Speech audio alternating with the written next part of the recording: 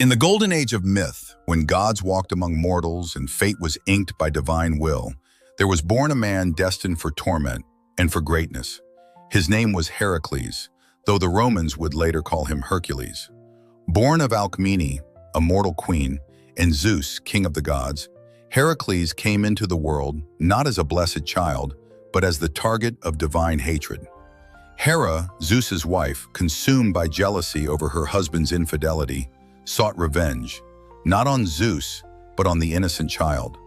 Hera conspired from his very cradle, sending 2 venomous serpents to end his life, only to watch the infant strangle them with supernatural strength. Driven to deeper spite, Hera tricked Alcmene into abandoning her son on a forest trail. Yet Athena and, unwittingly, Hera herself discovered the forsaken baby. Athena bestowed upon him superior courage and cunning, while Hera, moved by a rare maternal impulse, suckled him with her divine milk. So fiercely did he draw that a spray of celestial nectar arced into the heavens, birthing the Milky Way. Athena, recognizing her brother, restored him to his grateful mother. Hera, humiliated by nursing her rival's child, burned with renewed vengeance. As he grew, Hera's rage culminated in a fit of madness she inflicted upon Heracles. In a haze of divine insanity, he slaughtered his own wife, Megara, and their children. When his senses returned, the horror of what he'd done shattered him. To atone, the Oracle of Delphi, speaking for Apollo, decreed that Heracles must serve King Eurystheus of Tiryns, Heracles' own cousin, and complete 12 labors. Only then could his soul begin to heal. Eurystheus' first command: slay the Nemean Lion, a beast with hide impervious to bronze or iron. In the hills of Nemea, Heracles hunted the creature, soon realizing that no weapon could pierce its golden fur. Instead, he wrestled it to the ground and strangled it with his bare hands. Then, using the lion's own claws, he skinned it and wore its pelt as armor. Upon his return, Eurystheus was overcome with terror, so much so that he hid inside a giant bronze jar, trembling at the sight of Heracles wearing the lion's invulnerable hide. This labor, raw and primal, represented the conquest of base fear and the taming of the wild self. Deep in the marshes of Lerna, Heracles faced the Hydra, spawn of Typhon and Echidna, a serpentine monster with many heads. Each one that was severed regrew as 2. With help from his nephew Iolaus, Heracles burned the stumps to halt regeneration. The final immortal head he buried beneath a massive stone. The blood of the Hydra became a deadly poison that he fashioned into arrows. In some traditions, the Hydra was later immortalized in the night sky as the constellation we know today, symbolizing that even destructive forces can be transformed into eternal light. This task teaches us that not all problems can be conquered alone, and that wisdom often tempers strength. Next, Heracles was tasked with capturing the golden horned hind of Artemis, an animal sacred to the goddess, the Ceryneian Hind, a deer fast as an arrow. For a full year, he pursued it through forests and across mountains. When he finally ensnared it, Artemis herself appeared in anger. Heracles pleaded innocence, laying blame on Eurystheus by explaining that his mission was one of penance and necessity. She permitted him to bring it before Eurystheus, alive and unharmed, marking the labor as a lesson in patience, respect, restraint, and divine diplomacy. Heracles then journeyed to Mount Erymanthos, where a monstrous boar laid waste to villages. Heracles waged a tireless chase through frost and pine, eventually driving the beast into deep snow. Ensnared and exhausted, the boar was captured and carried back, alive, to Eurystheus. Once again, fear overcame the king, who hid in yet another storage jar in response to this feat. Here, brute strength met clever tactics, and reminded us that chaos, when met with composure, can be mastered. In this infamous task, Heracles was ordered to cleanse the stables of King Augeas in a single day. These stables had not seen a broom in decades, housing thousands of cattle whose filth had accumulated into mountains of stench and disease. Heracles negotiated a generous reward in exchange for success. Then, rather than toil with shovel and bucket, he harnessed the raw power of nature. He diverted the mighty rivers Alpheus and Peneus by digging new channels. At dawn, the rushing waters tore through decades of waste in a single flood, sweeping dung, straw, and rot downstream. When the waters subsided, every corner of the stables gleamed as if newly built. When Augeas broke his promise, Heracles punished him later, but the labor in myth was accepted. This tale isn't just of physical work, but of cleansing corruption and using nature's force for change. In the dark forests around Lake Stymphalia, man-eating birds with metallic feathers nested. With help from Athena, Heracles used a bronze rattle crafted by Hephaestus to startle them into flight.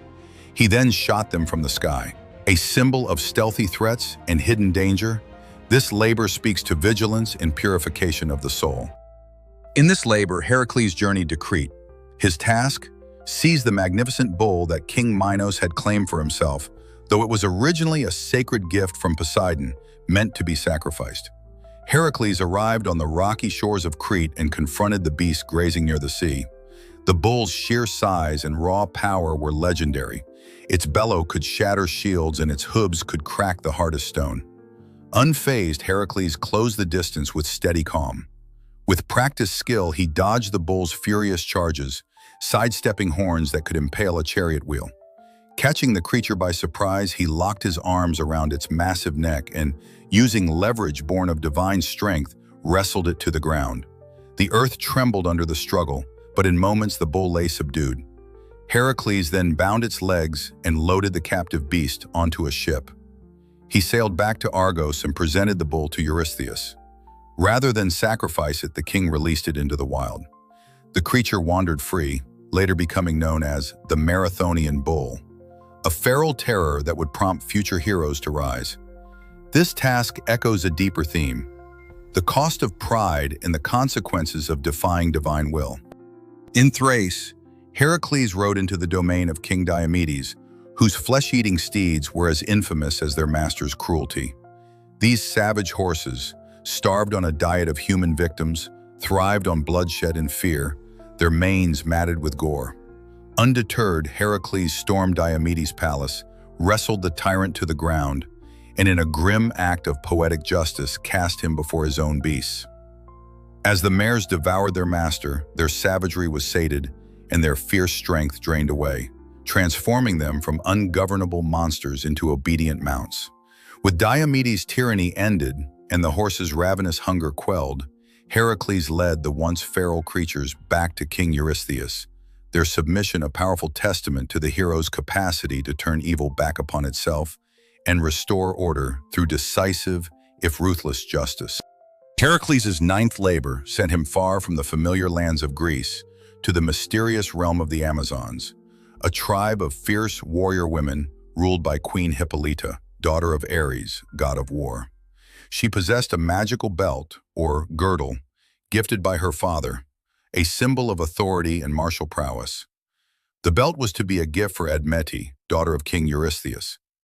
Instead of storming the Amazonian stronghold with brute force, Heracles arrived bearing gifts and respect. He approached Hippolyta not as a conqueror, but as an equal.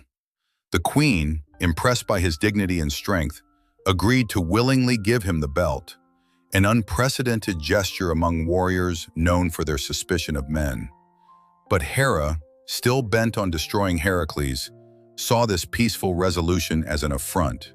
She disguised herself as an Amazon and spread a venomous rumor that Heracles intended to abduct their queen. The Amazons, loyal and proud, rushed into battle to defend Hippolyta. Chaos exploded. In the confusion and betrayal, Heracles was forced into a fight he hadn't sought. Though he slew many warriors with reluctance, the turning point came when Hippolyta herself was struck down, either by Heracles' hand unknowingly or by another in the frenzy. The peaceful accord lay in ruins.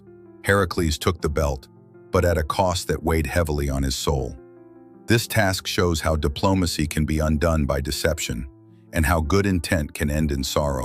Heracles' 10th labor carried him to Erythia, a windswept isle at the world's edge where the triple-bodied giant Geryon and his two-headed hound Orthrus pastured a herd of famed red cattle. Undaunted by their ferocity, the hero felled Orthrus with a single blow, then wrestled each of Geryon's 3 torsos to the ground before delivering a fatal thrust. With the herd subdued, he loaded the cattle onto a makeshift ship, borrowing Helios's golden cup to ferry him across the sun-blasted waters when the sun god himself challenged his passage. and steered westward. Upon reaching the meeting point of Europe and Africa, Heracles used his divine strength to cleave the rugged promontories of Calpe and Abila apart, forging a narrow channel that would become the Strait of Gibraltar, and erecting the Pillars of Hercules as sentinels of his triumph. This monumental act, melding brute force with daring navigation, underscored both the price of endurance and the shaping of a world forever altered by one man's quest for redemption.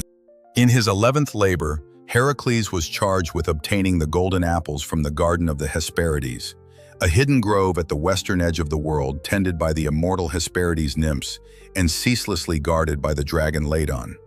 Realizing that sheer brawn would not best the ever-watchful serpent or breach the enchanted orchard, he first sought the wisdom of Prometheus, who revealed both the grove's location and the secret leverage of Atlas's burden.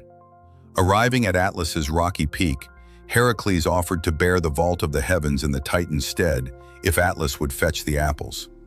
Atlas agreed, liberating Heracles from the sky and returning triumphantly with the dazzling fruit. But when Atlas hesitated to reclaim his cosmic load, Heracles feigned gratitude and requested one moment to adjust his cloak, then snatched the apples and with a wry smile handed the heavens back to the unsuspecting Titan. This labor underscored that true heroism demands not only strength, but also guile and strategic cunning. At last, Heracles braced himself for the ultimate descent into the underworld. By Hermes' swift guidance and Athena's quiet counsel, he crossed the river Styx and stood before Hades' obsidian throne. Humbly, he asked the Lord of the Dead for permission to take Cerberus, the three-headed hound whose snarling vigilance barred every soul from escape. Moved by Heracles' resolve and warned by Persephone's soft intercession, Hades granted the request, on one condition: no weapons, only the hero's bare hands. In the cavern's deepest shadow, Heracles found Cerberus amid the bones of the damned, each head snapping with fetid breath and eyes glimmering like coals. With steady calm, he seized the two outer necks, then folded the monster's central head into his arm, pressing the fury of all three against his chest.